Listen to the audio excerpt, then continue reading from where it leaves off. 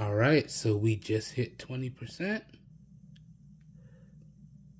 You can see it right there, 20%. We're gonna drop it on the charger now and see how long it takes to charge up.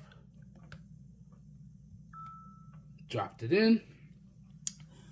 And honestly, that got me more than a day on the first full charge. So this is charging test number 1 and update number 1. So now we're going to see how long it takes for the watch to charge up from 20% to 100. But that first initial charge was pretty good. I'm going to throw up the charging stats in post. I hope you guys and gals enjoyed this real quick video, and I'll see you guys and gals on the next one. Have a good one. We're out of here. Peace.